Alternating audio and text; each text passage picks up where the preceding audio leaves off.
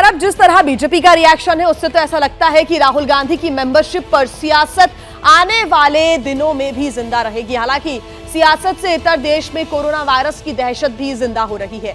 जी हां, corona virus के जो मामले हैं वो लगातार बढ़ते जा रहे हैं और राज्य सरकारों को एक्शन प्लान बनाने को मजबूर कर दिया है।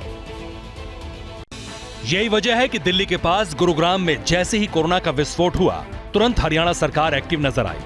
गुरुग्राम में कोरोना संक्रमण और पॉजिटिविटी रेट को देखते हुए हरियाणा के हेल्थ और होम मिनिस्टर ने इमरजेंसी मीटिंग की, अधिकारियों को सिचुएशन के हिसाब से तैयार रहने का आदेश दिया और फिर मास्क वाली गाइडलाइंस भी जारी कर दी। अनिल विज ने कह दिया कि अगर हरियाणा में 100 से ज्यादा लोगों की गैदरिंग होगी तो फिर मास्क पहनना जरूरी है। लोगों को स्वयं की प्रेरणा से इसका जो कोविड का प्रोटोकॉल है उसको मानना चाहिए। हमने सभी हेल्थ वर्कर्स को और 100 से ज्यादा गैदरिंग वालों को मास्क डालना अनिवार्य किया। यानी उत्तर भारत में मास्क की धीरे धीरे वापसी होने लगी। अब सवाल है कि आखिर बात मास्क जरूरी करने तक पहुंची कैसे? तो इसका जवाब इन आंकड़ों में मौजूद है। पिछले 24 घंटे में देश भर में कोरोना के 3641 नए मामले सामने आए हैं। इस दौरान कोरोना से संक्रमित 7 मरीजों की मौत की पुष्टि हुई है। इसमें भी महाराष्ट्र में 3 मौतें सामने आई हैं। अब देश में कोरोना के एक्टिव मरीजों की संख्या 20,219 हो चुकी है। एक दिन पहले देश में कोरोना के 3824 मरीज कोविड पॉजिटिव पाए गए थे।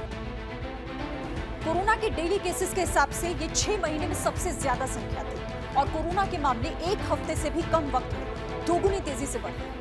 पिछली बार वायरस के संक्रमण का ये ट्रेंड तीसरी लहर में देखने के लिए मिला था और इस वक्त केरल और महाराष्ट्र जैसे राज्यों में ये वायरस तेजी से फैल रहा है।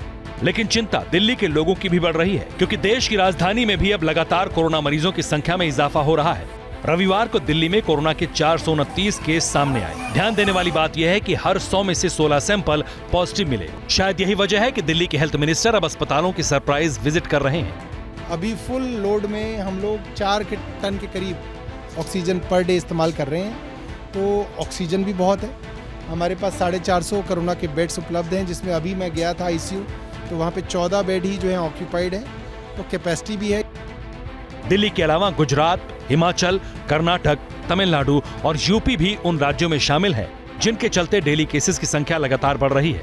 इसी तरह गोवा में भी अचानक कोरोना के नए मरीजों की संख्या में इजाफा हुआ है।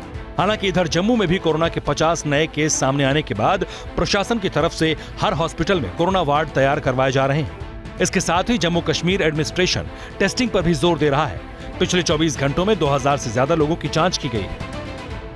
यहाँ ये भी जानना जरूरी है कि कोरोना के साथ साथ H3N2 के मामले भी लगातार बढ़ रहे हैं। देश के केंद्रीय स्वास्थ्य मंत्रालय ने बड़े हॉस्पिटल्स के एक्सपर्ट्स के साथ इस पर चर्चा की और टेस्ट, ट्रैक और ट्रीट के फॉर्मूले पर जोर भी दिया। जैसे ही घड़ी का काटा दोपहर 2:30 पे आए, बबीता जी का दिल सास बहू साजिश के लिए मचल जाए। और ये है इनकी बहू, पूरे दिन ऑफिस की टेंशन हो जाए गॉन जब ये करें अपना फेवरेट शो फ्री टाइम पे ऑन। इनकी तरह आप भी देखें अपना फेवरेट शो अपने टाइम पर और डाउनलोड कीजिए एबीपी लाइव ऐप अपने स्मार्ट टीवी पर।